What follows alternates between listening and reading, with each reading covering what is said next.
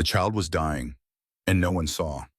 Mia Chen knelt beside the old stone bench, her small fingers trembling as she pulled back the corner of a faded blanket. Beneath it lay a baby boy, no more than 3 weeks old. His skin had turned a worrying shade of bluish purple. His tiny chest rose and fell in shallow, desperate gasps. The 5-year-old girl looked around the park with wide-eyed, frightened eyes. Families were packing up their picnic baskets. Joggers passed by with earbuds blocking out the world. A couple argued quietly near the fountain. The sounds of the city hummed in the distance. Cars honking. A siren wailing somewhere far away. The rustle of autumn leaves across the walking path. No one stopped. No one looked. No one heard the weak cry coming from the wicker basket. Mia's breath clouded in the cold November air. She wrapped her thin jacket tighter around herself, though it did little against the biting wind. The sleeves were too short. They had been too short since last winter. Her wrists were pink from the cold. She reached into the basket with both hands and lifted the blanket higher, trying to trap what little warmth remained around the baby's fragile body. But her hands were too small, too cold themselves. She could feel the baby shaking beneath her palms. This was not right. Even at 5 years old, Mia knew that much. Babies should not be alone in parks. They should not be cold. They should not make that terrible fading sound, like they were giving up. Her mother had taught her something important. When people need help, you help them. It did not matter if you were small. It did not matter if you were scared. You helped. Mia stood up, her legs felt shaky. She scanned the park again, searching for someone who looked like they might listen. Someone who would not walk past like all the others. That was when she saw him. A tall man in a charcoal coat walked briskly along the path. His shoulders were squared. His jaw was tight. He spoke into his phone with the clipped, impatient tone of someone who had more important places to be. His shoes were polished to a mirror shine. They clicked against the concrete with the rhythm of power and certainty. Mia did not know him, but she recognized the type. Her mother had pointed them out before. The ones who never looked down. The ones who lived in towers made of glass. Still, she had to try him. She took a deep breath, her heart hammered in her small chest. Then she ran across the grass, her worn sneakers slapping against the ground. She reached out and grabbed the sleeve of his expensive coat. The words tumbled out in a rush. "Please, sir." He is shaking and no one came back for him. Marcus Sterling had been 5 years old the last time someone left him on this bench. It was late. The park was empty. His mother had told him to sit right here and wait. She would be right back. Just a few minutes. She promised. He sat. He waited. The sun went down. The streetlights came on. His stomach hurt. He was cold. He was scared. She never came back. That was how the story of Marcus Sterling began. On a stone bench in Riverside Park. Alone. Forgotten. A child no one wanted. 2 years in foster care followed. Dark years. Years he had trained himself not to remember. Then came the Sterlings, Richard and Margaret Sterling. Wealthy, childless. Cold as marble statues, but respectable. They gave him their name. They gave him private schools. They gave him every material advantage. What they did not give him was warmth. Margaret Sterling had rules. Rule number 1, emotion is weakness.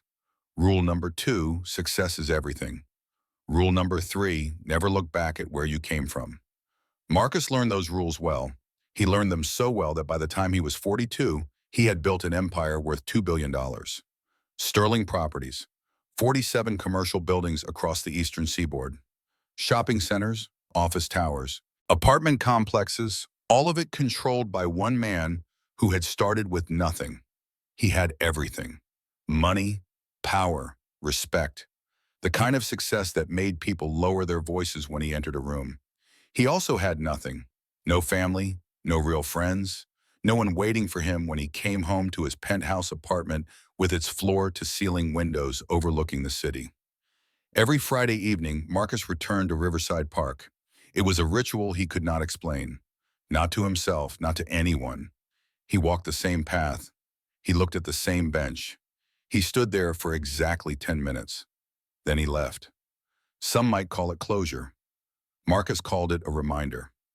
A reminder never to be weak, never to need anyone, never to end up abandoned again. This particular Friday evening was colder than usual. The wind cut through his coat. His phone buzzed with messages. The CFO wanted to talk about third quarter profits. The board wanted to discuss cost-cutting measures. Shareholders were getting nervous about a 2% dip in stock value. Marcus answered the call as he walked. His voice was steady, controlled. The voice of a man who had mastered every situation. I understand your concerns. We will address the labor costs in Monday's meeting. Yes, 15% reduction is achievable. He ended the call, slipped the phone back into his pocket, stood before the bench where his life had changed 37 years ago. The park had changed. New playground equipment, repaved paths, fresh paint on the pavilion, but the bench remained, weathered, solid, a monument to abandonment. Marcus stared at it. He felt nothing. That was good. Feeling nothing meant he had won. He had survived. He had conquered the weakness that destroyed lesser men. He turned to leave. That was when the small hand grabbed his coat. Marcus Sterling stopped mid-stride, not because he wanted to, but because something small and desperate had latched onto his sleeve with surprising strength. He looked down. Irritation flickered across his face. A child. A girl. Maybe 5 years old. Her jacket was too thin for the weather. Her eyes were too wide with fear. He pulled his arm gently, trying to free himself without being rude. I cannot help you right now. Go find your mother. But the girl did not let go. Her fingers tightened. Her voice came out in a breathless rush. Please. He is shaking. No one came back for him. Marcus followed her gaze toward the bench. His bench. The place where his childhood ended. There was a basket there now. Old wicker, faded blanket draped over the top. And beneath that blanket, the unmistakable sound of a baby crying. Not the healthy wail of an infant demanding attention. This was different. Weaker. The sound of a child running out of energy to stay alive. Marcus felt something cold slide down his spine. Something he had not felt in decades. Recognition. The girl tugged again. Her voice cracked. Please. He is so cold. For a moment, just a fraction of a second, Marcus saw himself, 5 years old, sitting on that bench, shaking from cold and fear and confusion, waiting for someone who never returned. He blinked the image away. That was a lifetime ago. That was a different person. He was Marcus Sterling now, CEO billionaire, a man who did not get involved in other people's problems. But his feet were already moving. He walked to the bench. The girl followed close behind him. Marcus knelt down, pulled back the blanket. The baby was tiny, fragile. His skin had that terrible bluish tint that meant hypothermia. His breathing was shallow and irregular. His little hands twitched beneath the thin blanket, searching for warmth that was not there. Marcus felt his throat tighten. His carefully constructed walls began to crack. This was not his problem. This was not his responsibility. He should call the authorities and leave. Let the system handle it. That was the logical thing to do, the smart thing. But logic and intelligence had nothing to do with what happened next. Marcus pulled out his phone, dialed 911, gave them the location, told them it was urgent, life or death. The girl stood beside him. She did not cry. She did not panic. She just watched the baby with an intensity that seemed far too old for her small face. Help is coming, Marcus said. His voice came out rougher than he intended. The girl looked up at him. Really? Really? Then she did something that broke through the last of Marcus's defenses. She reached out and took his hand.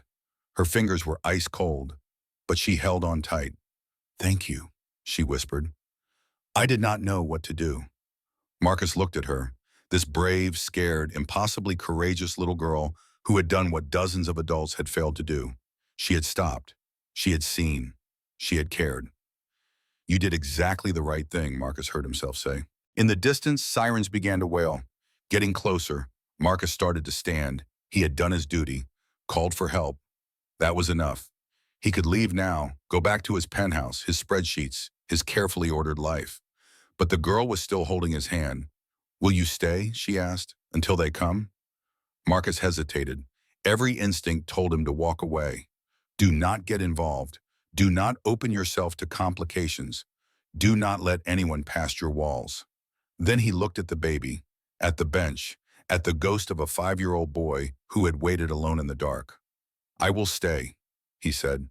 The ambulance arrived with flashing lights and urgent voices. Paramedics rushed to the bench with equipment and practiced efficiency. One of them, a woman in her 30s, knelt beside the basket and began her assessment. Severe hypothermia, respiratory distress. We need to move fast. The small crowd that had been ignoring the situation suddenly materialized with questions and opinions. People who had walked past without stopping now gathered to watch, to whisper, to judge. A police officer arrived, tall, stern-faced, the kind of man whose expression had not softened in years. His eyes swept the scene and landed on the little girl. "Where are your parents, young lady?" Mia swallowed hard. She looked up at him with those wide, frightened eyes. "I just found him. I did not do anything." The officer's frown deepened. He pulled out his notepad. "Who was here when you arrived? Did you see anyone leave the basket?" "I do not know. I was playing and I heard him crying." From the edge of the crowd, a woman's voice cut through, sharp, judgmental. Jennifer Walsh, designer clothes, expensive sunglasses pushed up on her head. The kind of woman who volunteered at charity events but crossed the street to avoid homeless people. That little girl was the only one near him. Who knows what she did? Mia flinched like she had been slapped. Her shoulders hunched. She took a step back. Marcus felt something dark and hot flare in his chest, something he had not felt in years. Protective anger. He stepped forward, placed himself between Mia and the judgmental stares. His voice came out cold, controlled, the voice that made boardrooms go silent. "She found the baby and came to get me. She did not do anything wrong." The police officer studied Marcus, recognized the expensive coat, the confident posture, the unmistakable presence of someone used to being in control. He made a note in his pad. "And you are?" "Marcus Sterling. I was walking through the park when this young lady alerted me to the situation." Jennifer Walsh was not finished. She stepped closer, her face twisted with disapproval. "This is exactly why children like that should not be wandering around alone. Something like this was bound to happen." Marcus turned his head slowly, fixed her with the look he reserved for incompetent executives. "Unless you are offering help, I suggest you step back and let the professionals do their job." Jennifer's mouth opened, closed. She huffed, grabbed her own child's hand and pulled him away. Marcus did not watch her go. He looked down at Mia instead. She was staring up at him with an expression he could not quite name. Surprise, gratitude, something deeper. For the first time in 37 years, Marcus Sterling felt like he had done something that actually mattered. The paramedic stood up. "We need to transport immediately. Is anyone riding with the baby?" Mia took a step forward. Her voice was small but determined. "I want to go. I do not want him to be alone." The officer gently blocked her path. "Hold on, honey. You cannot ride along unless you have a guardian with you." Mia's face crumpled. She looked around the park, at the strangers watching, at the cold indifference of the city, at a world that had taught her early that help was never guaranteed. Her voice dropped to barely a whisper. "I do not want him to be alone." Those words hit Marcus like a physical blow. They were the words he had screamed silently on this same bench 37 years ago. The plea that no one had answered. Marcus heard his own voice before his brain caught up. "I will go with her. I will go too." The officer raised an eyebrow. "Are you the guardian?" "No," Marcus paused. Then he glanced down at Mia, who looked back with wide, pleading eyes. "But she found me, and I am not letting her go alone." The officer hesitated, looked at Marcus, at Mia, at the situation that did not fit neatly inside any rule book. Sometimes compassion does not fit inside regulations. "All right, sir." The officer nodded. Mia exhaled in relief. She tried to climb into the ambulance, but her little legs could not manage the high step. Marcus reached down without thinking, lifted her gently, set her inside next to the stretcher. She settled into the corner beside the tiny patient. Her eyes never left the baby's face. She leaned close and whispered something so softly that Marcus barely heard it. "I am here. You are not alone now." Marcus climbed in after her. The doors swung shut with a heavy thud that echoed through the cold November air. As the ambulance pulled away, sirens wailing, Marcus looked at this little girl who had somehow dragged him into the messiest, most complicated situation of his carefully controlled life. He should have walked away, should have stayed in his penthouse tower where emotions could not touch him. But watching Mia whisper comfort to a dying infant, Marcus felt something thaw inside him, something he thought had frozen to death decades ago. For the first time in a very long time, Marcus Sterling felt human. The ambulance hummed steadily as it cut through Philadelphia's rush-hour traffic. Red and blue lights painted the interior in alternating flashes. The paramedic worked quickly, attaching monitors and warming blankets to the tiny patient. Mia sat pressed against the wall, hands folded tightly in her lap. Her eyes were fixed on the baby with an intensity that seemed far beyond her years. Every time his breathing stuttered, she leaned forward slightly. Every time the monitor beeped, she held her breath. Marcus sat across from her, knees angled toward the stretcher. He tried to look anywhere but at the child or the girl. He failed. Outside the windows, the city blurred past. Storefronts, late-night diners, the familiar glow of one of his own shopping centers. Sterling Plaza, 300,000 square feet of retail space, anchor tenants, food court, underground parking. He had passed these streets 1,000 times, always from the comfort of his car or the heights of his office, always separated from the reality below by glass and steel and the insulation that money provides. But riding here in the cold metal belly of an ambulance, beside a lost child and a newborn fighting for breath, it felt like a different world entirely. The paramedic leaned over the baby, listening to his heartbeat through a stethoscope. She murmured updates to the driver through her radio. He is hypothermic but stable, heart rate weak but steady. We are 3 minutes out. Mia's fingers tightened around the hem of her jacket. Her small voice broke the mechanical rhythm of the monitors. Will he be okay? The paramedic gave her a soft, practiced smile. We are doing everything we can, sweetheart. And it was very good that you called for help when you did. Mia looked at Marcus quickly, making sure he heard that, making sure someone acknowledged what she had done. Marcus felt something warm flicker in his chest. Pride that was not his to claim, but he felt it anyway. His phone buzzed in his pocket. He ignored it. It buzzed again and again. The CFO, the board, the endless demands of an empire that never stopped needing attention.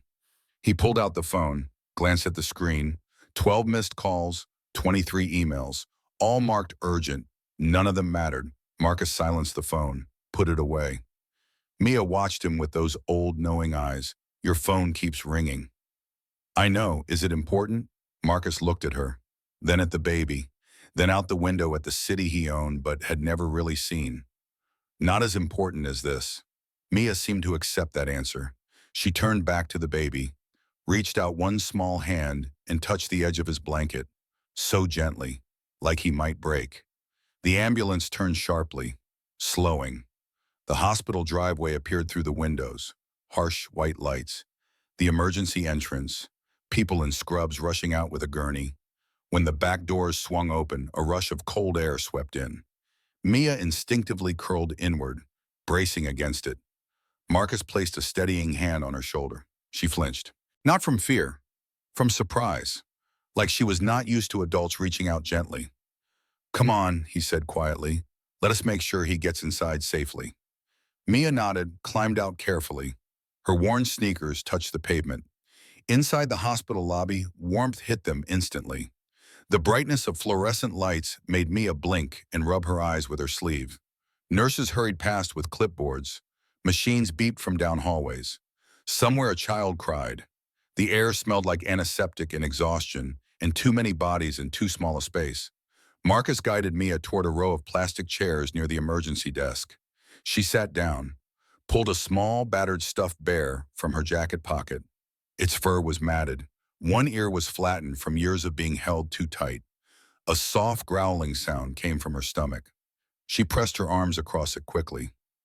Embarrassed, Marcus heard it. When was the last time you ate? Mia looked down at her shoes. At school.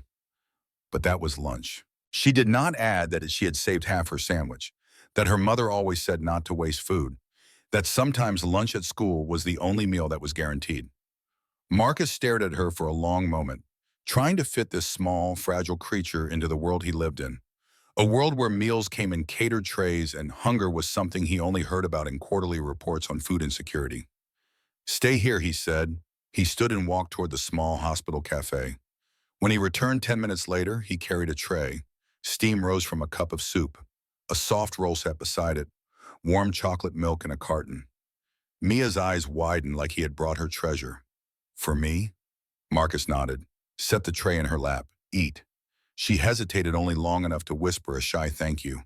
Then she picked up the spoon with both hands. Ate slowly at first, cautious, then faster as the warmth filled her chest and pushed back the cold that had settled into her bones. Marcus watched her from the seat beside her. He could not explain why every bite she took felt like it was stitching something inside him. Something he did not know had torn. Footsteps approached, the squeak of shoes on polished linoleum. A police officer, one of the ones from the park. He had a notebook tucked under his arm. "Sir, we will need a few details from both of you." Mia froze, spoon halfway to her mouth. Her body stiffened the way frightened animals do when a shadow passes overhead. Marcus spoke before the officer could say more. "She did nothing wrong. She is just a child who found a baby." The officer nodded politely, but his eyes lingered on Mia. "We just need to know where her guardian is." Mia's voice came out barely audible. "My mom works. She does not get off until late." The officer wrote something in his notebook. His expression was unreadable. "Where does she work?" "At the Riverside Diner." Mia's voice got even smaller. "In the food court." Marcus felt something cold settle in his stomach. The Riverside Diner, in Sterling Plaza, in his building. The officer glanced at Marcus, recognized his authority, not just in tone, but in the kind of presence that came from years of being listened to.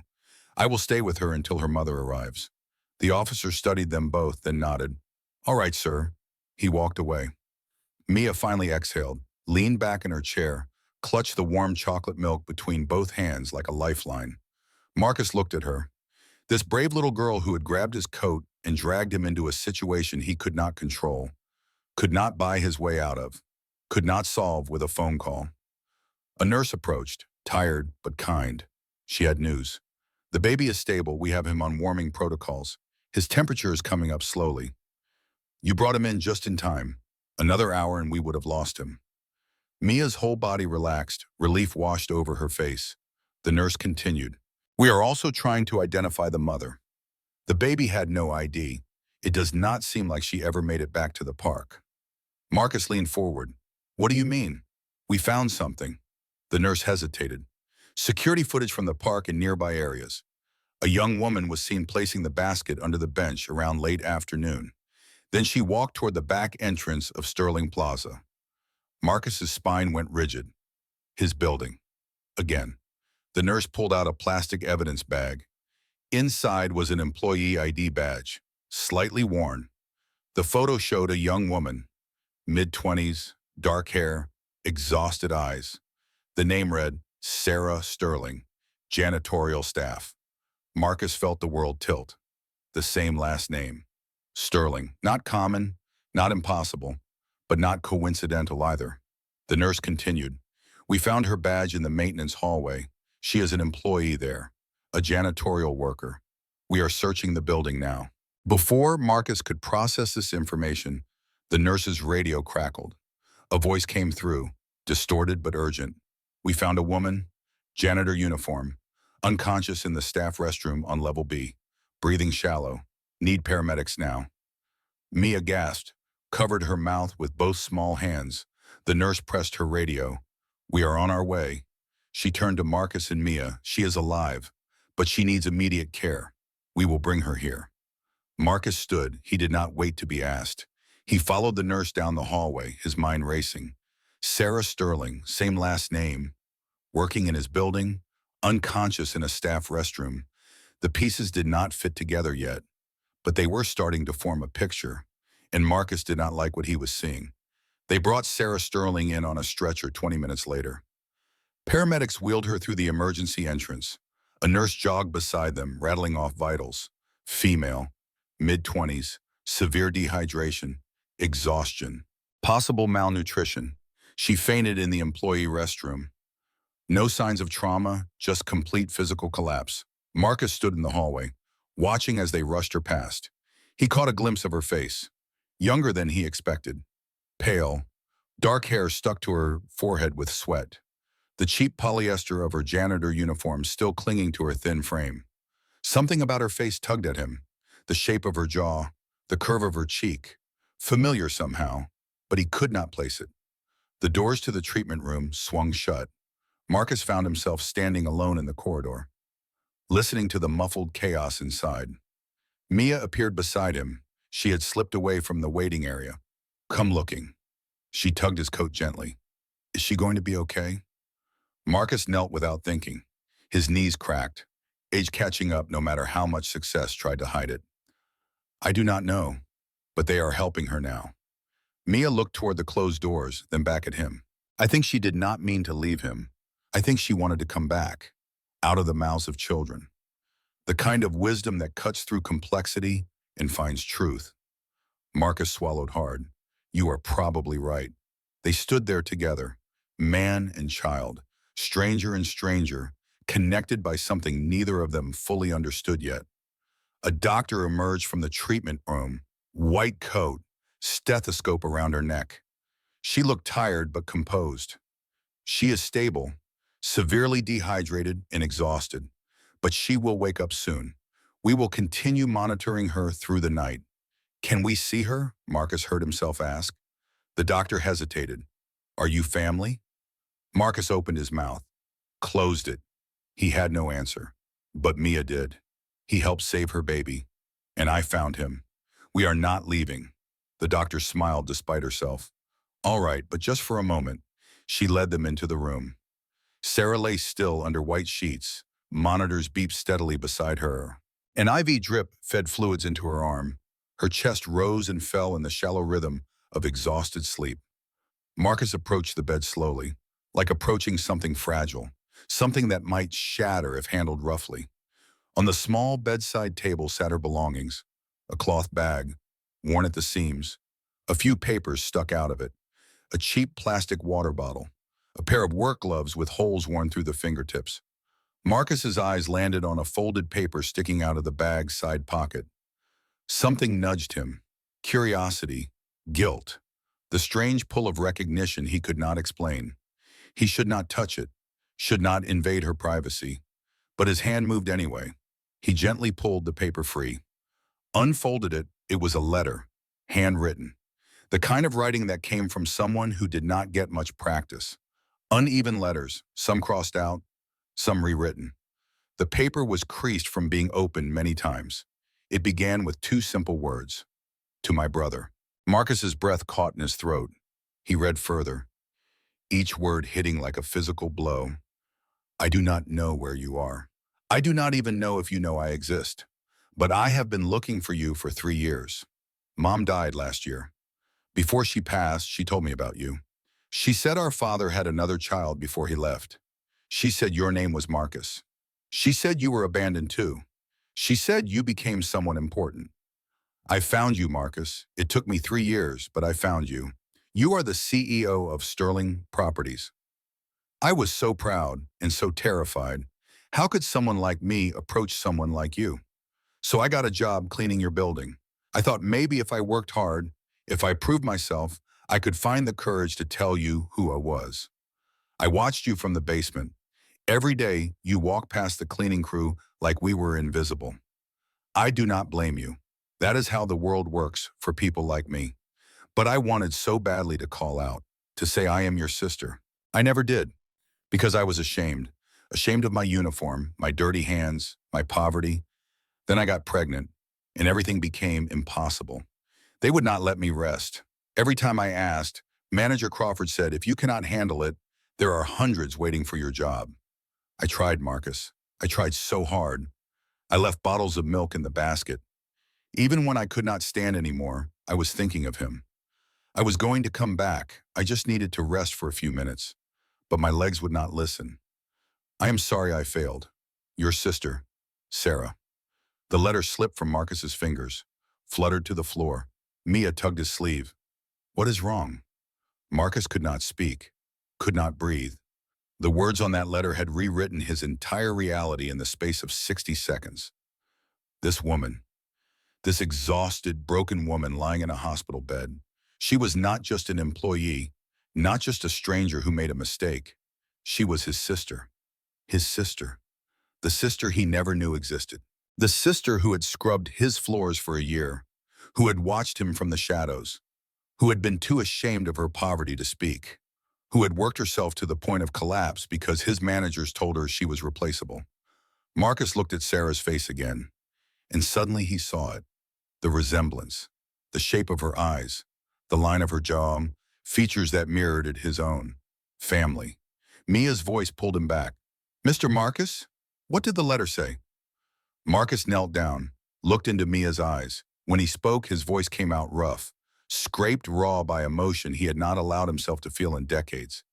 This woman, she was looking for her brother. Mia's eyes widened. Her brother? Like family? Marcus nodded once. "Do you know him?" Marcus closed his eyes, opened them. "I think she meant me." Even saying it out loud felt unreal, like speaking a truth that changed the shape of every moment that led to this one. Mia's eyes went impossibly wider. "You? You are her brother!" Marcus swallowed hard. "It looks that way." Then Mia said the thing that made everything else fall into place. "Does that mean the baby is your family too?" Marcus looked at Sarah, at the monitors tracking her heartbeat, at the IV keeping her alive, at the letter on the floor that contained 3 years of searching and hoping and failing to find courage. "Yes," he whispered, "it means he is my nephew." Mia smiled, a small, hopeful smile that carried more warmth than anything else in that cold, bright hospital room. Then he is not alone anymore. Marcus stared at this 5-year-old child who saw the world with such clarity, such simple, devastating truth. And for the first time in 37 years, Marcus Sterling believed her. The baby was not alone. Sarah was not alone. And neither was he. The city spread beneath them like a kingdom of glass and steel. From this height, people were invisible. Cars were toys. Problems were numbers on spreadsheets. Marcus Sterling stood at the head of the mahogany table. 12 executives sat before him, men in tailored suits, women with sharp eyes and sharper ambitions, the people who had helped him build an empire, the people who were about to tell him he had lost his mind. Thomas Whitmore sat at the opposite end. Lead director, 65 years old, silver hair perfectly styled, a man who had spent 4 decades turning companies into profit machines. He cleared his throat. "Marcus, we need to discuss the situation." Marcus knew what was coming. He had known since the moment the news broke, since reporters started calling, since the headlines appeared. Billionaire CEO's sister worked as janitor in his building. The media loved the story. It had everything: wealth, poverty, family drama, the kind of narrative that made people share and comment and judge. The board hated it. Thomas continued. His voice was measured, controlled. The stock dropped 2% when this story went public. "Our shareholders are asking questions, uncomfortable questions." Marcus leaned against the table, his hands flat on the polished wood. "I imagine they are." The CFO spoke up. "Douglas Chen, brilliant with numbers, terrible with people. If we implement the labor policy changes you are proposing, our operational costs will increase $47 million annually." $47 million. That comes directly out of profit margins. Marcus had expected this. He had run the numbers himself. "Yes, it does." Thomas leaned forward. "Marcus, we understand this is personal. Your sister, the baby, it is tragic. But business cannot be run on emotion. We have fiduciary responsibilities. Shareholders expect returns." A woman spoke. Patricia Greenwood, head of legal, elegant, ruthless. "We need to consider liability as well. If we admit the working conditions were problematic, we open ourselves to lawsuits from every employee who ever felt overworked." Marcus looked at each of them in turn. These people were not evil. They were doing exactly what the system taught them to do. Maximize profit, minimize risk, protect the bottom line. He had taught them well. "So your recommendation is what?" Marcus kept his voice level. "We do nothing?" Thomas spread his hands. "We make small adjustments, incremental changes. We form a committee to study working conditions. We release a statement expressing concern. We move carefully. And my sister? Marcus asked quietly. The 63 other employees working 70-hour weeks? What do we tell them? The room went silent. Douglas broke it. With respect, Marcus, your sister chose to take extra shifts. She signed the overtime forms. We have documentation. Did she have a choice? Marcus straightened up. Did any of them? When the choice is work yourself to death or lose your apartment, is that really a choice? Patricia shifted in her seat. We are not a charity. We are a business. Marcus felt something cold and hard settle in his chest. He had heard these arguments before, had made them himself, had believed them with absolute certainty, until he read Sarah's letter, until he saw what those beliefs looked like when they crushed a human being. Thomas stood. Marcus, we are going to call for a vote. The board needs to decide whether to implement these costly reforms or maintain our current policies. Go ahead. The vote was quick. Hands raised. Counted. 9 against the reforms, 3 in favor. Thomas sat back down. The decision is made. We will issue a statement of concern, form a review committee, make modest adjustments over the next fiscal year. That is the responsible approach. Marcus nodded slowly. I see. Thomas relaxed slightly. Good. Now we can focus on damage control and getting our stock price back up. Marcus walked to the window, looked down at the city below. Somewhere down there, Sarah was recovering in a hospital bed. Somewhere down there, Mia Chen was probably sitting in another cold park, waiting for her mother to finish her shift. Somewhere down there, 63 people were working themselves to exhaustion because men in this room had decided profit mattered more than people. He turned back. His voice was calm, final. Then I am giving you my resignation. Effective immediately. The room erupted, voices overlapping, shock and protest and confusion. Thomas stood again. Marcus, do not be hasty. We can discuss this. There is nothing to discuss. Marcus pulled his phone from his pocket, placed it on the table. You made your choice. I am making mine. You will lose everything, Patricia said. Your position, your salary, your reputation. I already lost everything that mattered, Marcus replied. I just did not know it until a 5-year-old girl grabbed my coat in a park. He walked toward the door. Thomas called after him. Marcus, if you resign, we will still block any reforms. You will have given up your position for nothing. Marcus paused at the doorway, looked back at the 12 people who had helped him build $2 billion worth of buildings where invisible people worked in invisible pain. We will see about that. He left. Detective James Morrison was 51 years old. He had worked Philadelphia homicide for 23 years. He had seen the worst of human nature. The violence, the cruelty, the casual indifference that let people die while others walk past. But something about the Sterling case bothered him. Not because a baby was abandoned. That happened, too often. But because of the pattern he was starting to see. He sat across from Marcus in a coffee shop 3 blocks from Sterling Tower. Rain hammered against the windows. The afternoon crowd huddled over laptops and phones. Morrison slid a folder across the table. I did some digging like you asked. You are not going to like what I found. Marcus opened the folder. Inside were personnel files, spreadsheets, work schedules going back 2 years. 63 employees, Morrison said, all working more than 70 hours per week, some pushing 80, 90 in a few cases. Marcus scanned the numbers. His face remained expressionless, but his jaw tightened. Morrison continued. 23 hospitalizations in the past 2 years. Exhaustion, stress-related illness. 1 heart attack. The guy was 34 years old. Who approved these schedules? Morrison pulled out another document. Your operations managers. But they were following directives from higher up. Cost reduction targets, efficiency metrics, all signed off by you. Marcus looked up. Me. You are the CEO. Everything goes through you eventually. The words hit like bullets. Clean, precise, devastating. I never saw these, Marcus said quietly. I saw quarterly reports, profit margins, numbers that kept going up. I never asked how. Morrison leaned back. That is the thing about systems. Nobody thinks they are the bad guy. The managers were just hitting targets. The workers were just trying to survive.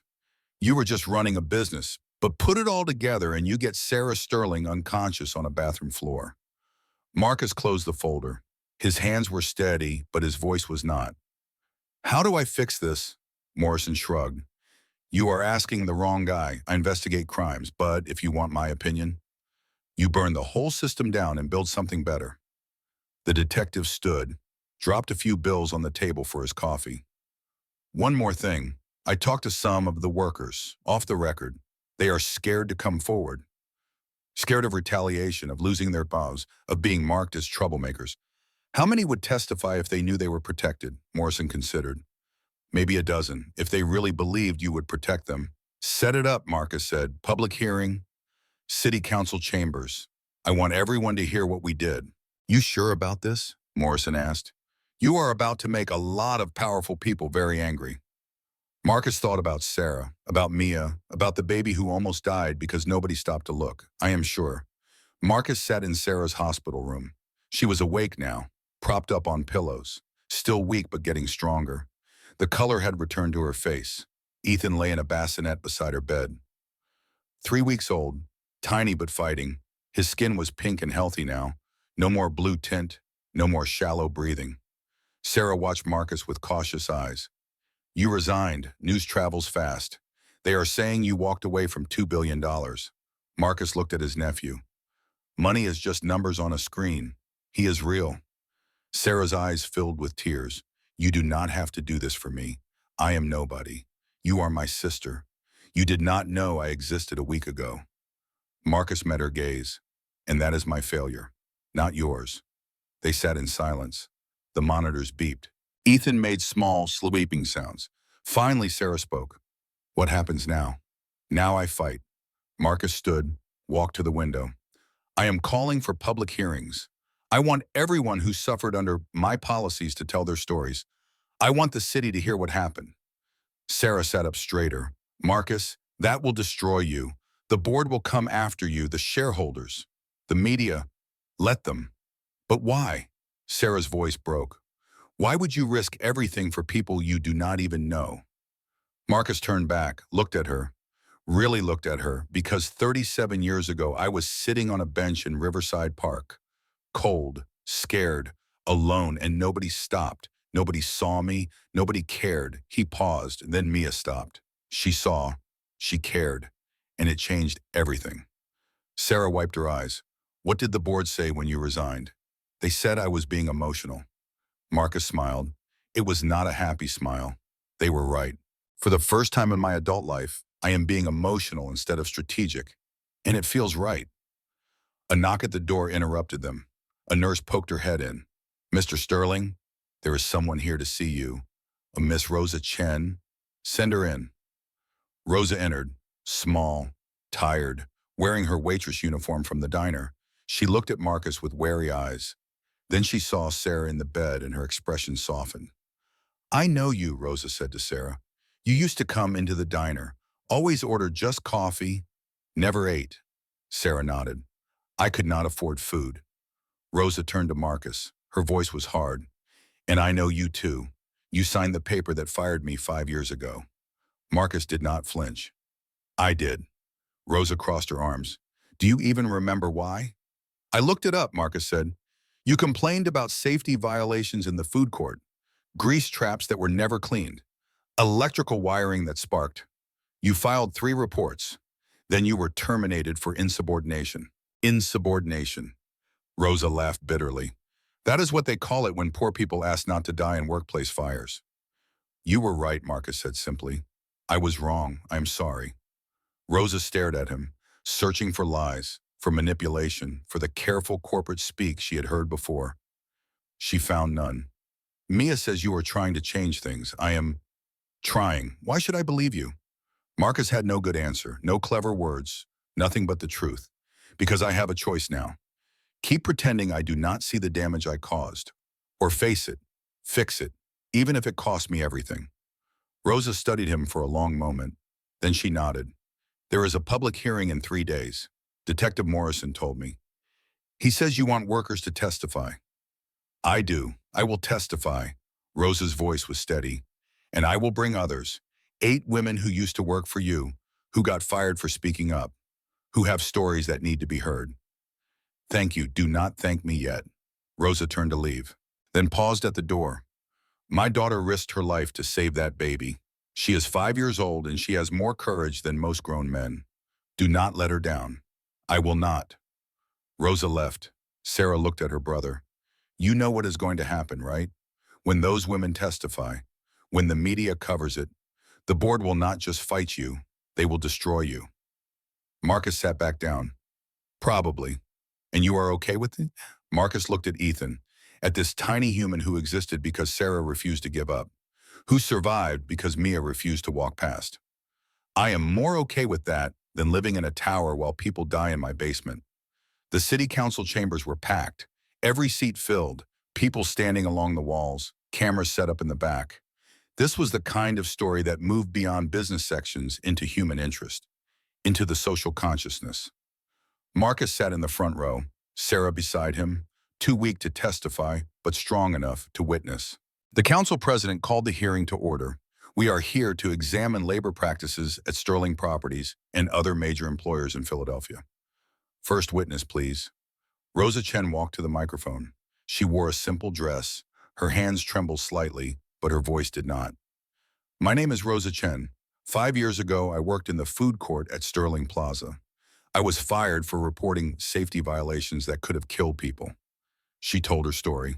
Simple, direct, devastating. Then came the others. 8 women, each with her own tale of exploitation, of impossible schedules, of threats when they complained, of being worked until their bodies gave out. One woman was 32. She had collapsed from exhaustion while pregnant, lost the baby. Another was 60. She had worked there for 12 years. When she asked for a day off for her husband's funeral, she was written up for unreliability. The stories kept coming, each one landing like a hammer blow. The media ate it up, cameras rolling, reporters taking notes. This was the story everyone wanted. Rich CEO versus struggling workers. David and Goliath. Right and wrong. At the back of the room, Thomas Whitmore sat with the Sterling Properties legal team. His face was a mask of controlled fury. When the testimonies ended, the council president spoke. Mr. Sterling, would you like to respond? Marcus stood, walked to the microphone. Everything you heard today is true. Every single word. Marcus's voice carried through the chamber. These women worked for companies I own, under policies I approved. I am responsible for their suffering. The room went silent. I built Sterling Properties on the principle of efficiency. I believed that business success required hard choices, tough decisions. I was wrong. He paused, let the words sink in. Efficiency that crushes human beings is not success. It is slavery dressed up in corporate language. And I participated in it, profited from it, while people like Sarah Sterling scrubbed my floors and I never even saw her face. Thomas stood abruptly. This is a publicity stunt. Mr. Sterling is no longer with the company. He does not speak for Sterling Properties. Marcus turned to face him. You are right. I do not speak for Sterling Properties anymore. I speak for myself.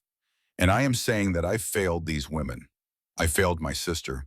I failed every person who trusted that working hard would be enough. What do you want? The council president asked. Legislation. Marcus looked at the council members. Mandatory 40-hour weeks unless overtime is truly voluntary and paid at double rate. Mandatory health benefits for all employees, mandatory rest periods. Surprise inspections with real penalties for violations.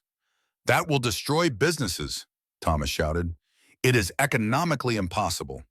I ran the numbers, Marcus said calmly. It reduces profit margins by an average of 8%. Companies will still be profitable. Just less obscenely so. The council president nodded. We will take your recommendations under advisement. This hearing is adjourned. As people filed out, reporters swarmed Marcus. Cameras flashed. Questions flew. Mr. Sterling, is it true you resigned over this? Yes. Do you regret building your fortune on worker exploitation? Every day, what is next for you? Making things right, whatever that takes. The backlash was immediate and brutal. By the next morning, 17 major shareholders had called for an emergency meeting. The stock was in free fall, down 15%. Analysts were calling it the Sterling collapse. Lawrence Pemberton led the charge, 74 years old. Old money, old power. He had helped finance Marcus's first building 20 years ago. Now he wanted blood. The emergency shareholder meeting was held in the same boardroom where Marcus had resigned. But this time he was not invited. Pemberton stood at the head of the table. Gentlemen, ladies, we have a crisis. Marcus Sterling has declared war on profitable business. He is using his personal drama to destroy shareholder value. Thomas nodded. The hearing was a disaster. Every competitor is using this against us. Clients are threatening to walk. We are facing lawsuits from workers emboldened by his statements. What do we do? Someone asked. We remove him completely, Pemberton said. Not just from the CEO position, from the board, from any association with Sterling Properties. We erase him. Can we do that? Patricia Greenwood asked. We own 60% of voting shares combined, Pemberton replied. We can do whatever we want. The vote was swift. 8 in favor of complete removal, 4 abstaining, none opposed. Pemberton smiled. It was the smile of a shark. Now we issue a statement. Sterling Properties categorically denies all allegations of systemic worker abuse. Marcus Sterling was a rogue actor who has been removed. We have launched an internal investigation that will surely find minimal issues. And the reforms he proposed? Pemberton waved a hand, ignored. Business continues as usual. Marcus received the notice of his complete removal at 8 in the morning. He was sitting in Sarah's hospital room. Ethan was having his morning feeding. The scene was peaceful, domestic. Everything his life had never been. His phone buzzed, an email from Sterling Properties Legal Department. Formal, cold, notifying him that he had been removed from all positions, all boards, all committees, effective immediately. He had 48 hours to clear out his personal items from the building. After that, his access cards would be deactivated. Sarah saw his face. What is it? They voted me out. Completely. Oh, Marcus, Sarah's voice was soft. I am so sorry. Do not be. He set down the phone. This is actually perfect. Perfect? How is this perfect? Because now I have nothing left to lose. He made 3 phone calls. The first was to his financial advisor. Transfer $500 million from my personal accounts into the Sterling Foundation. Make it irrevocable. I want it protected from any legal action. Sir, that is most of your liquid assets. I know. Do it. The second call was to his lawyer. Set up a $40 million trust fund for Ethan Sterling. Sarah Sterling is the trustee. I want it bulletproof. Mr. Sterling, are you sure? Never been more sure of anything. The third call was to Detective Morrison. I need you to set up a press conference outside Sterling Tower tomorrow morning, 9 a.m. What are you planning? Morrison heard the tone in Marcus's voice. The quiet fury of a man who had finally found something worth fighting for. Burning it down, Marcus said. All of it. It was raining. Of course it was raining. Marcus stood on the steps of Sterling Tower, the building he had designed, the building that bore his name, the building that had made him rich while people suffered in its basement. 50 reporters gathered under umbrellas, camera crews, photographers, the whole media circus. Sarah stood beside him, holding Ethan, still weak but determined to be there. Mia was there too, standing with Rosa, the little girl who started everything by refusing to walk past a cry for help. Marcus stepped to the microphone. My name is Marcus Sterling. 3 days ago, the board of Sterling Properties voted to remove me completely from the company I built. They did this because I asked them to treat workers like human beings instead of expendable resources. Camera shutters clicked. Reporters scribbled notes. I want to make something very clear. I am not the victim here. I am the architect of a system that crushed people. I approved the policies. I set the targets. I looked the other way when workers were hospitalized from exhaustion. He paused. Let them hear the truth. This is my sister, Sarah. She worked in my building for a year, scrubbed my floors, cleaned my toilets. I never knew she existed because I never bothered to look. She worked herself to the point of collapse because my managers told her she was replaceable. Sarah held Ethan up slightly, showing the cameras. This is Ethan. My nephew. He almost died because Sarah had no choice but to leave him in a park while she worked a shift. She was too exhausted to survive. The rain fell harder. Marcus did not care. The board of Sterling Properties says business cannot be run on compassion. That profit must come first. That workers should be grateful for whatever wages we choose to give them. His voice grew harder, colder. I am here to say they are wrong, and I am going to prove it. He pulled out a document, held it up. I have transferred $500 million of my personal wealth into a new foundation, the Sterling Worker Justice Foundation. We will provide legal defense for any worker fighting exploitation. We will offer interest-free loans to workers starting their own cooperatives. We will fund legislation to protect labor rights. Gasps from the reporters. Furthermore, I am starting a new company, Sterling Fair Labor Properties. We will build affordable housing. We will operate under strict labor standards, 40-hour weeks, living wages, profit sharing with workers. And we will prove that you can build a successful business while treating people with dignity. Thomas Whitmore pushed through the crowd. Marcus, this is insane. You are destroying everything you build. Marcus looked at him. No, Thomas, I am finally building something that matters. He turned back to the cameras.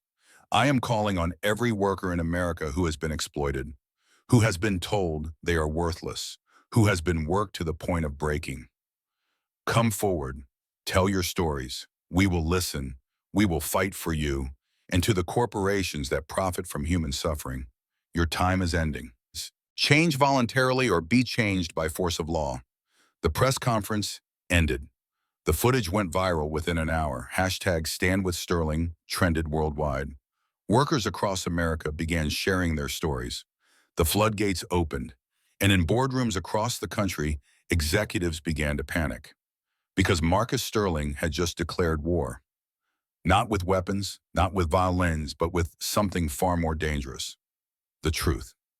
24 hours later, Sterling Properties stock had crashed 20%. 3 major clients canceled contracts.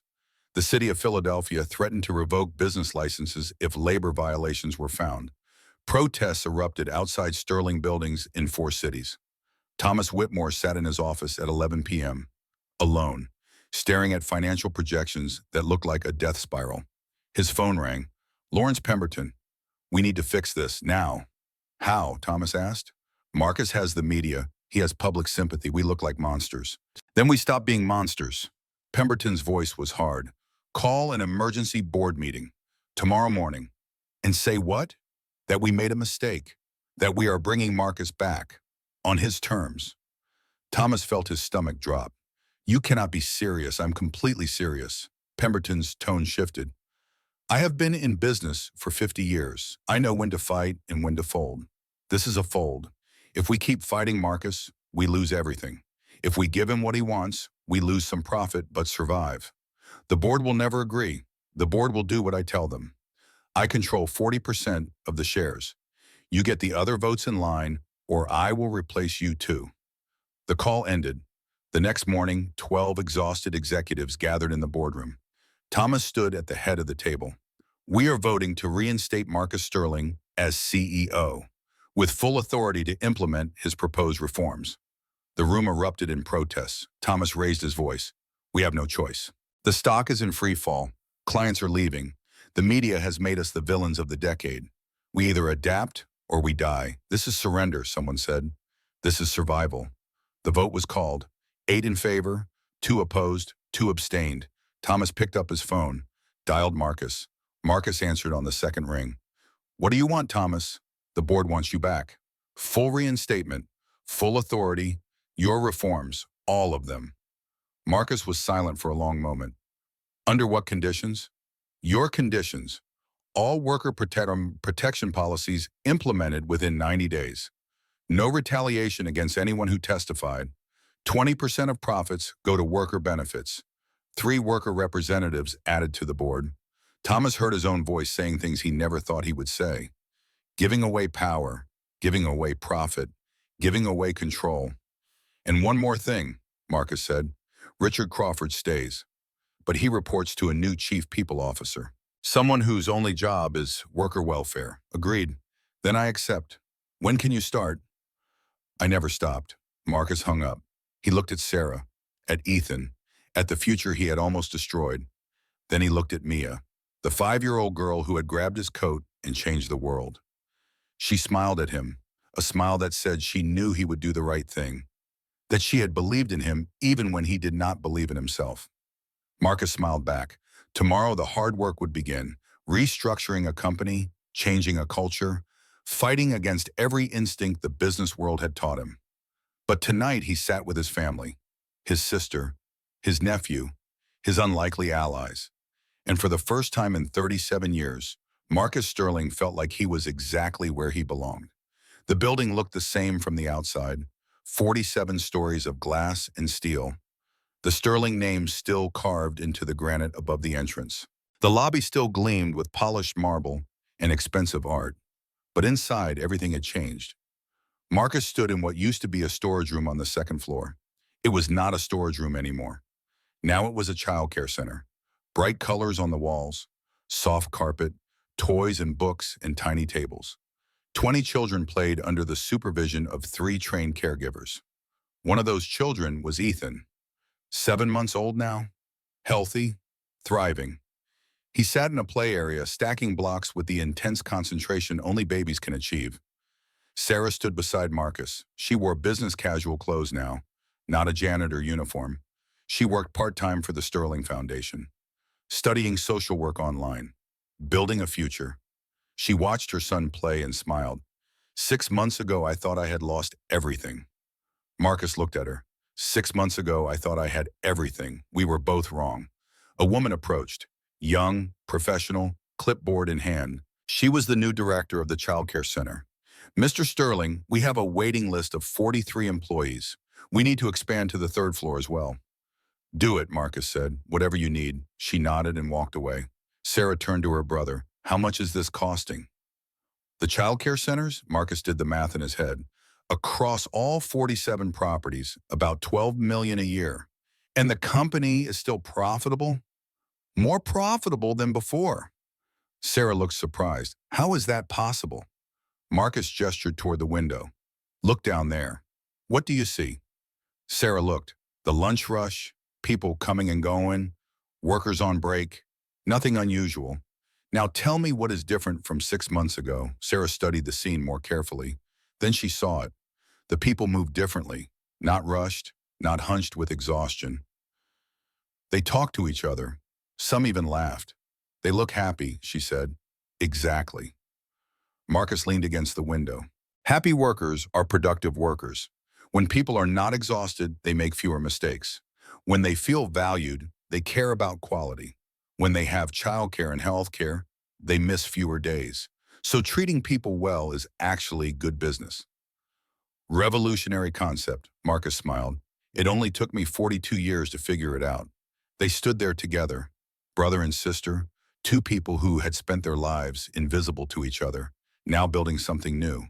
Sarah touched his arm. Thank you for everything. Marcus shook his head. I should be thanking you. You showed me what I had become, what I was doing to people. I did not mean to, I know. But sometimes the truth comes from unexpected places. Like 5-year-old girls in parks. Exactly like that. The reforms had not been easy. Marcus knew they would not be. Changing a culture required more than policy memos and good intentions. Some managers quit rather than adapt. Good riddance. They went to competitors who still operated on the old model. Let them. Some workers were suspicious at first, waiting for the other shoe to drop, waiting for management to take it all back. But slowly, steadily, trust began to build. The 40-hour work week was enforced. Anyone working overtime had to be explicitly approved and paid double rate. The requests dropped dramatically. Healthcare was extended to every employee, not just management. The janitors, the food court workers, the security guards, everyone. Profit sharing was implemented. 20% of quarterly profits divided among all employees based on hours worked. The first checks went out 3 months ago. Some workers cried when they saw the amounts. And the childcare centers. Those were Marcus's pride. He had personally overseen the conversion of unused space in every building, hired the best directors, bought the best equipment, because he kept thinking about Sarah, about the impossible choice she faced: work and abandon your child, or stay home and lose everything. No one should have to make that choice, but the changes had cost him. The board fought him constantly. Every reform was a battle. Every policy shift required negotiation and compromise. His personal wealth had dropped from 1.2 billion to 300 million. The foundation, the trust fund for Ethan, the startup cost for the new Fair Labor Company. He did not care. 300 million was still more money than any person needed, and what he had gained was worth more than any fortune. Richard Crawford sat in his new office. It was smaller than his old one. No window, just a desk and a computer and a wall full of worker safety regulations. His new title was Chief Compliance Officer. His new job was to ensure that no worker was ever exploited again. It was the hardest job he had ever had. He reviewed a report from the Detroit property. One manager had asked an employee to work a sixth consecutive day. The employee had agreed, but that did not matter. Policy was policy. Richard picked up the phone, called the manager. "Steve, I am looking at your staffing report. You had Maria Rodriguez work 6 days straight." The manager's voice was defensive. She volunteered. "We were short-staffed. Then you hire more people. You do not burn out the ones you have. But the labor budget is tight this quarter. Then you come in under budget. What you do not do is violate policy. This is your warning. Next time, you are terminated." Richard hung up. He hated this, hated being the enforcer, hated confronting people who were doing exactly what he used to do. But he owed this to Sarah, to Marcus, to his own daughter who he wanted to grow up in a better world. A knock at the door. Marcus entered. "How is it going?" Marcus asked. Richard gestured at his computer. 53 policy violations this month, down from 91 last month. Progress. Marcus sat down. "You know, you could have left. Gone to a competitor. Made more money." Richard was quiet for a moment. Then he spoke. "6 months ago, I was at home. My daughter asked me what I did at work. I realized I could not tell her the truth. Could not say I pushed people until they broke. Could not say I valued profit over human beings." He looked at Marcus. "I want to be able to answer that question now. I want to tell her I make sure people are treated fairly, even if it is harder, even if it pays less." Marcus nodded. "Your daughter is lucky." "No," Richard shook his head. "I am lucky. You gave me a chance to be better. Not many people get that." "We all get that chance," Marcus said. "Most of us just do not take it." Rosa Chen stood in her new restaurant. Not a diner, not a food court station, a real restaurant, small, only 20 tables. But it was hers. The sign outside read Rosa's Kitchen, simple, honest, like everything Rosa did. Marcus had helped her get the loan, below market interest rate through the Sterling Foundation. But Rosa insisted on paying every penny back. This was not charity. This was investment. The restaurant had been open for 3 months. It was already profitable. Word of mouth brought customers. The food was good. The prices were fair. And everyone knew the story. The woman who had been fired for speaking up, who had testified against corporate abuse, who had taught her daughter to be brave. People wanted to support that story. Mia sat at a corner table, doing her homework. First grade now, reading and writing and learning math. She wore new clothes, not expensive, but new. Her jacket fit properly. Her shoes were not worn through. She looked up when Marcus entered. "Mr. Marcus." She still called him that, even though he told her she could just use his first name. But Mia had her own sense of formality. Marcus sat down beside her. "What are you working on?" "Writing. We have to write about someone we admire." "Who did you choose?" Mia showed him the paper. It was titled My Mom. Marcus read it. The handwriting was careful. The spelling mostly correct. The sentiment absolutely pure. "My mom is the bravest person I know. She works very hard. She always helps people, even when it is hard. She taught me to be brave too. One time I found a baby and I was scared, but I remembered what my mom said. You help people even when you are small. So I helped. And now the baby's okay. I want to be like my mom when I grow up." Marcus felt his throat tighten. "This is beautiful, Mia." She smiled. "It is true." Rosa came over, wiping her hands on her apron. She had been cooking. The lunch rush was over, but dinner prep was starting. She saw Marcus reading Mia's paper. "Oh no, she is going to embarrass me." "You should be proud," Marcus said. Rosa sat down, looked at her daughter with eyes full of love and exhaustion and fierce determination. "I am proud, every single day." Marcus pulled an envelope from his pocket. "I have something for you," Rosa frowned. "If this is more money, I already told you no. It is not money. It is an invitation." "To what?" "You will see." 2 weeks later, Marcus stood at a podium in City Hall. The room was packed. Media, workers, city officials, the same crowd that had witnessed his confession 6 months ago. But the mood was different now. Less hostile, more curious. The council president introduced him. "Mr. Sterling has asked to address the council regarding labor reform progress." "Mr. Sterling." Marcus stepped to the microphone. "6 months ago, I stood before you and admitted that I had built a fortune on worker exploitation. I promised to change. Today, I want to report on that progress." He clicked a remote. A presentation appeared on the screen behind him.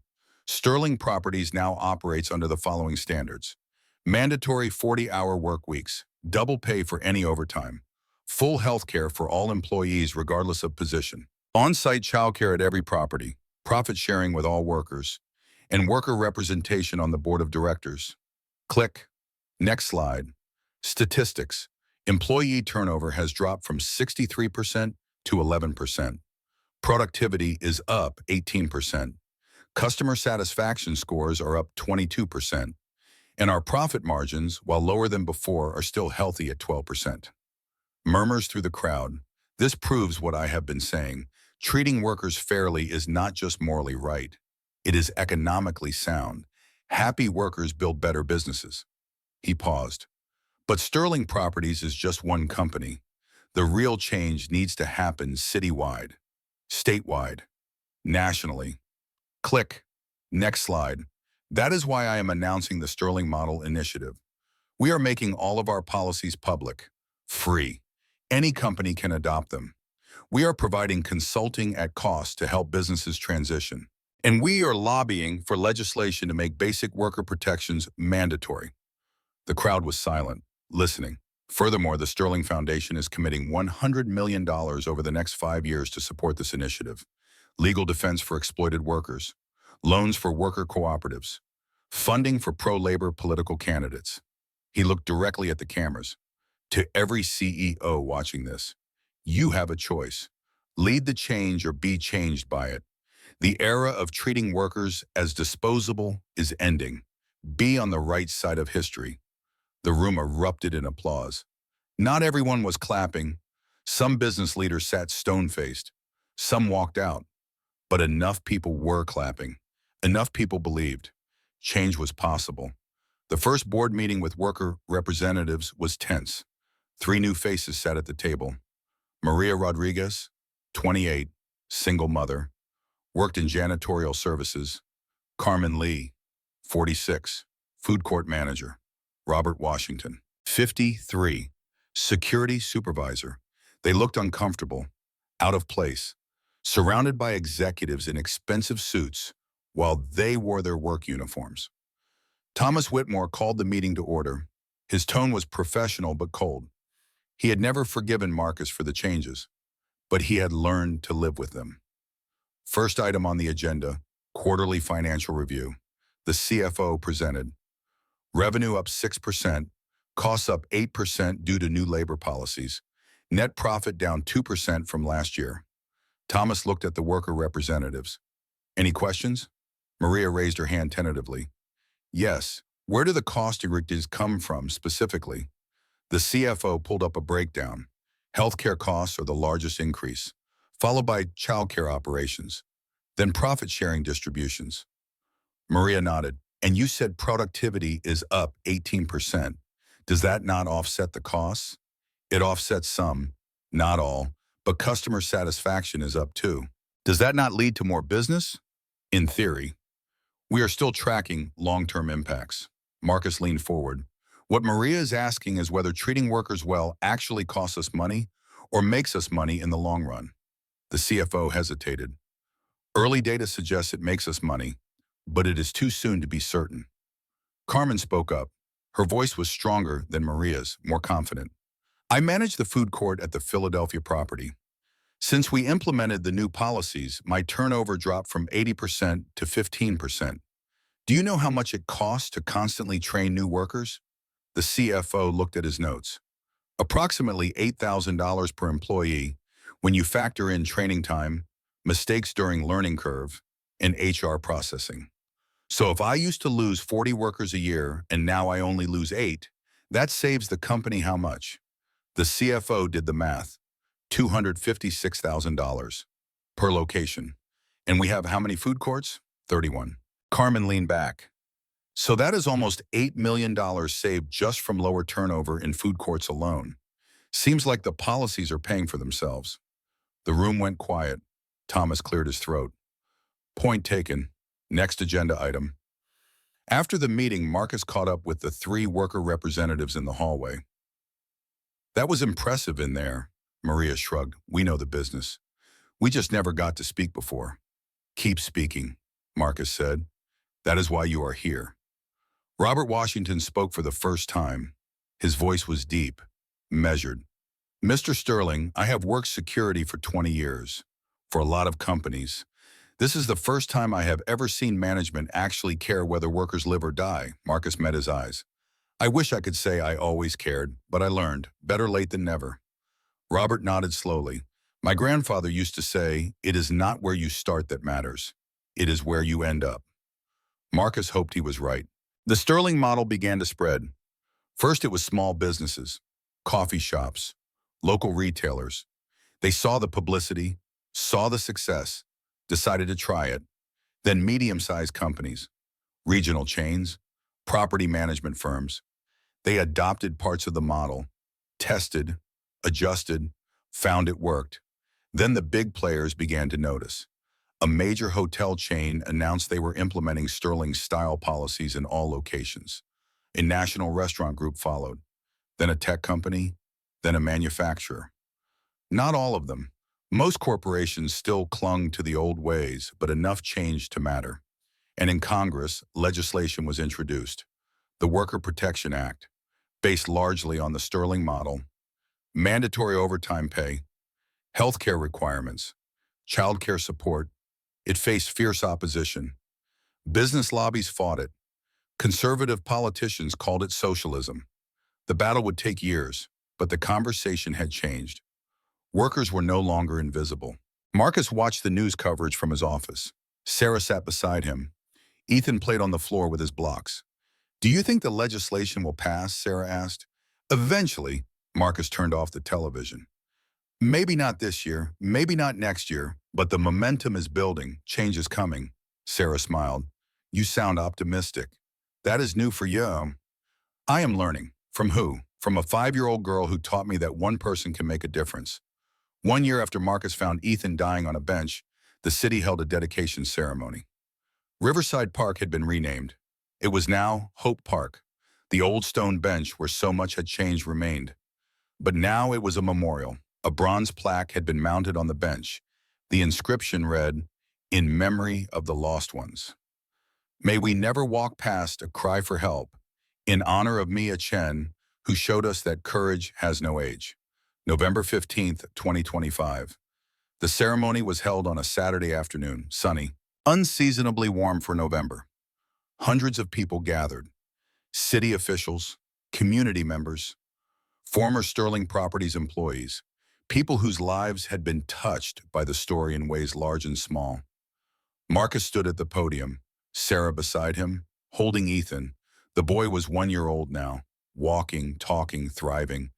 Mia stood on Marcus's other side, wearing a new dress. Her mother had bought it special for the occasion. The girl looked solemn, like she understood the importance of the moment. The mayor spoke first. A year ago, tragedy was averted in this park because one child refused to look away. Today we honor that courage and commit ourselves to building a city where no child is abandoned, where no worker is invisible, where compassion is not weakness, but strength. Applause rippled through the crowd. Then it was Marcus's turn. He stepped to the microphone, looked out at the faces, so many faces, all of them here because of what happened on this bench. This bench has two stories, he began. His voice carried across the park. 37 years ago, I was abandoned here. I was 5 years old, alone, scared. No one stopped. No one helped. I learned that day that the world was cold and indifferent. He paused. Let them absorb that.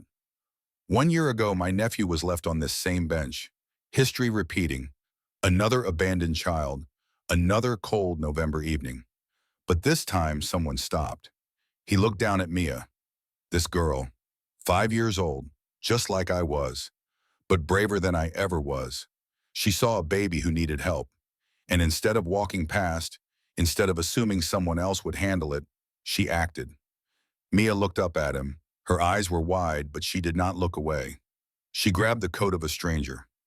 Marcus smiled. Me, a man who had spent decades building walls, who had convinced himself that caring about others was weakness, who had forgotten what it meant to be human.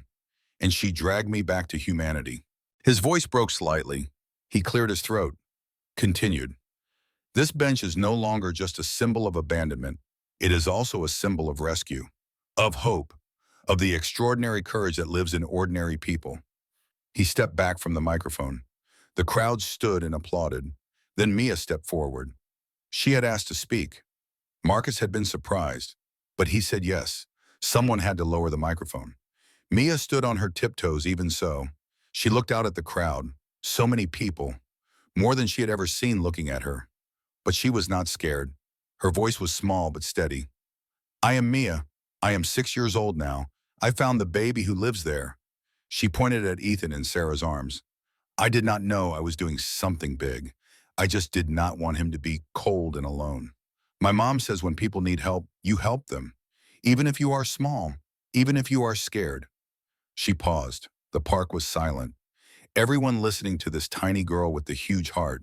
Now the baby is okay. And his mom is okay. And Mr. Marcus is okay too. She looked up at Marcus. He was sad before, but now he smiles sometimes. Laughter rippled through the crowd. I think maybe we are all sad sometimes, Mia continued. Grown-ups too, but we do not have to be alone. We can help each other. She looked at the bench, at the plaque. This bench is not scary anymore. It is a good place now, because good things can happen even in scary places. She stepped back, did not wait for applause, just returned to stand beside her mother.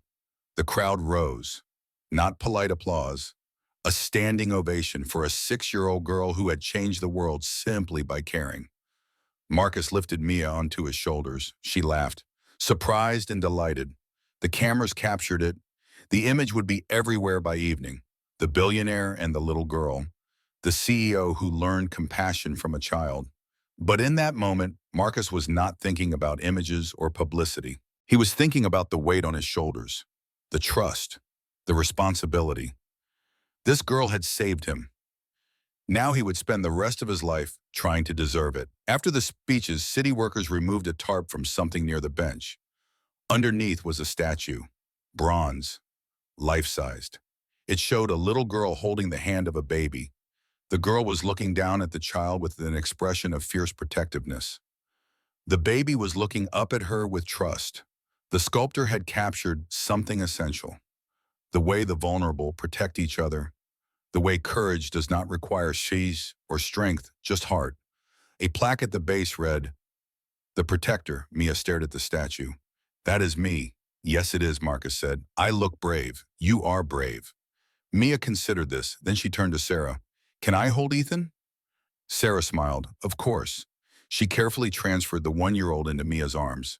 The girl sat on the bench, the real bench, cradled Ethan with the same fierce gentleness the statue showed. Someone took a picture, the girl and the baby she saved. 1 year later, both thriving. Rosa stood beside Marcus, watching her daughter. Thank you, she said quietly. For what? For giving her a future. For showing her that speaking up matters, that courage is rewarded, that the world can change. Marcus shook his head. She taught me that, not the other way around. Maybe you taught each other. They stood in comfortable silence. Two people from completely different worlds, brought together by tragedy, united by hope. The ceremony continued. The mayor announced a new community center opening in the park. free childcare, job training, counseling services, all funded by the Sterling Foundation. Sterling Properties was donating land for affordable housing, 200 units, rent-controlled, for workers and families who had been priced out of the city, and a scholarship fund, the Mia Chen Courage Scholarship, for children who demonstrated extraordinary compassion. Full ride to any college in Pennsylvania. Mia would be the first recipient when she graduated high school 12 years from now. The sun began to set. Golden light painted the park. The crowds slowly dispersed. Families returning to their lives. Politicians to their offices. Media to their studios. But Marcus stayed. Sarah, Rosa, Mia, Ethan, Detective Morrison, who had become a friend, Catherine Reed, the lawyer, a dozen others who had been part of the journey. They sat in the park as evening came, talking, laughing, telling stories. This was the real memorial, not the statue or the plaque, but the people, the connections, the community built from crisis. Marcus looked around at these faces. His family, not by blood, well, Sarah and Ethan by blood, but the rest by choice, by shared struggle, by the bonds forged in fire. This was wealth. This was success, and it had nothing to do with money. Marcus stood in his office. It was smaller than his old one. He had moved Sterling Properties headquarters to a more modest building, sold the tower, used the proceeds for the foundation. He did not miss the height. The view was better from ground level.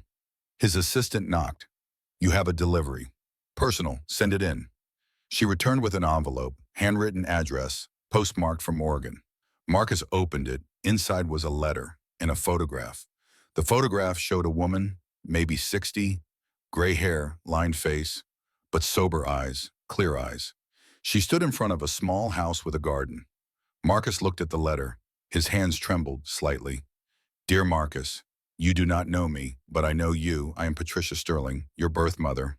I saw the news coverage of what you have done, the reforms, the foundation, the little girl who saved your nephew.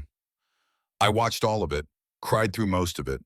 I want you to know I have been sober for 12 years.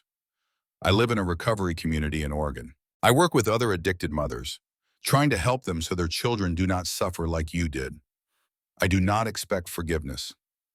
I do not deserve it. What I did to you was unforgivable. I left you on that bench and I walked away. The drugs mattered more than you did. That is the truth, and I will carry that shame until I die. But I wanted you to know something.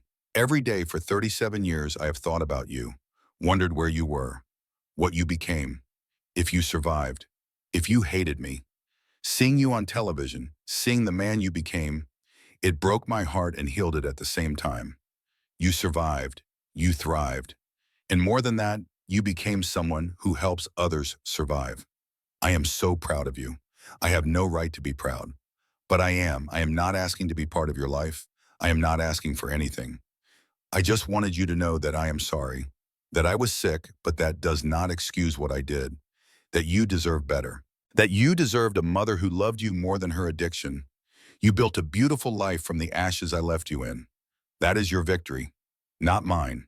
If you ever want to contact me, my address is below. If you do not, I understand. Either way, thank you for surviving. Thank you for becoming someone who makes the world better. Your mother, Patricia. Marcus set down the letter, stared out the window. Sarah entered without knocking. She could do that now. They were family. She saw his face. "What is wrong?"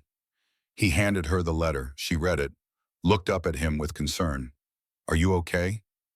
Marcus was quiet for a long time. Then he spoke. "I spent my whole life angry at her, hating her, using that anger as fuel to succeed, to prove I did not need anyone. And now I do not know what I feel." He turned to face Sarah. "Part of me is still angry. Part of me understands addiction is a disease. Part of me wants to reach out. Part of me wants to throw the letter away. What are you going to do?"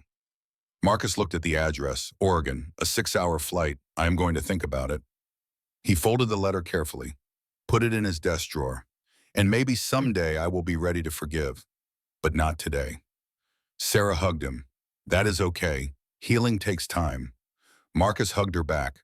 thought about how much had changed in 2 years, how the sister he never knew existed was now the person he trusted most, how the nephew he almost lost was the center of his world, how a little girl with a big heart had taught him what really mattered. Family was not about blood. It was about choice, about commitment, about showing up. He had a family now, one he had built from broken pieces, and that was enough. The ritual continued, every Friday. But now Marcus was not alone. He walked through Hope Park with Sarah. Ethan ran ahead, 2 years old now, fast and fearless, chasing pigeons and laughing. Mia was there too, 8 years old, doing homework on the bench. Her mother's restaurant was thriving. Mia had her college fund, her future was bright, but she still liked to sit on the bench. The place where her story began. Marcus sat beside her. What are you working on? Math, Mia made a face. It is hard. You will figure it out. You always do.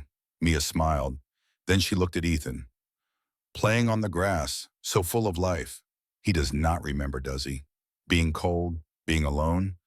No, Marcus watched his nephew. He was too young. It is better that way. Mia nodded thoughtfully. But we remember, so we make sure it never happens again. Out of the mouths of children.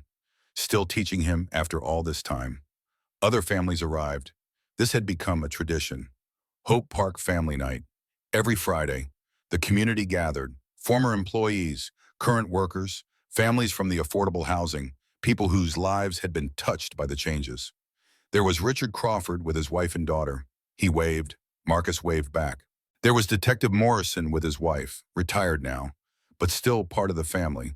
There was Carmen and Maria and Robert, the worker representatives. They brought food. Someone always brought food. Rosa arrived with containers from her restaurant. She set up a picnic on the grass. People gathered around. This was community. This was family. This was everything Marcus had missed while building at his empire of glass and steel. The sun began to set, golden hour, the same light that had illuminated that terrible November evening 2 years ago. But now it felt warm instead of cold. Marcus looked around at the faces, laughing, talking, connecting. He thought about his birth mother's letter, still in his desk drawer, still waiting for a response.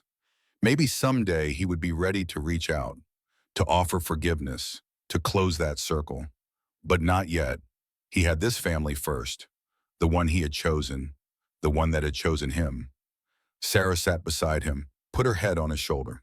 Ethan climbed into his lap. Sticky hands, grass stains on his pants. Perfect. Mia looked up from her homework. Mr. Marcus? Yes. Are you happy? Marcus looked at her. This child who had grabbed his coat and saved his life, who had taught him that courage could come in small packages. That compassion was not weakness, but the greatest strength. Yes, Mia, I am happy. Good. She smiled, then went back to her math. The light faded slowly. The park began to glow with street lights. No one left. They stayed, talking, eating, being together. Marcus closed his eyes, listened to the sounds. Children laughing, adults talking, the rustle of leaves, the hum of the city. This was home. Not the penthouse, not the office, this park, this bench, this community built from tragedy. 37 years ago, he had been abandoned here. 5 years old, alone, convinced the world was cold and cruel. 2 years ago, he had returned. 42 years old, still alone. Still convinced emotions were weakness. Now he was 44, surrounded by family. Finally understanding what mattered. The bench was no longer a symbol of abandonment. It was a symbol of hope, of second chances, of the extraordinary power of one small act of courage. Marcus opened his eyes, looked at the bronze statue, the little girl protecting the baby. Eternal, unchanging, a reminder. We are never too lost to be found, never too broken to heal, never too far gone to change.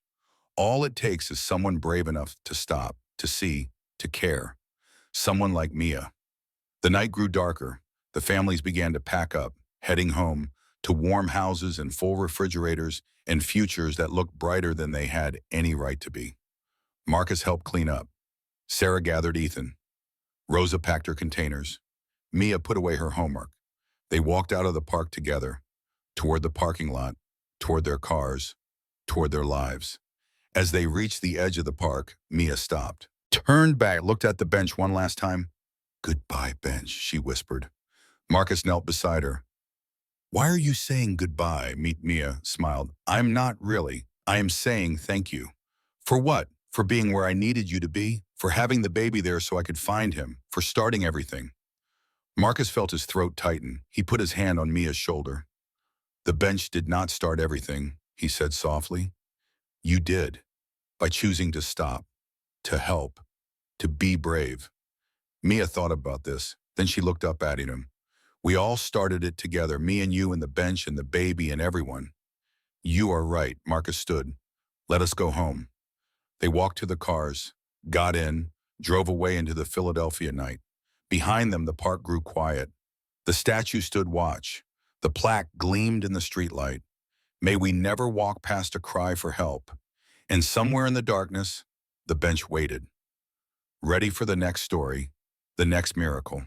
The next reminder that courage can come from anywhere, even from a 5-year-old girl with a worn jacket and a heart bigger than the world. What started as one man's quest for redemption has become a national movement. The Sterling model of worker protection has now been adopted by 247 companies across America, affecting over 500,000 workers. Marcus Sterling, former CEO of Sterling Properties, continues to advocate for federal legislation. The Worker Protection Act, based on his reforms, will be voted on in Congress next month. When asked about his legacy, Sterling said simply, "I am not the hero of this story.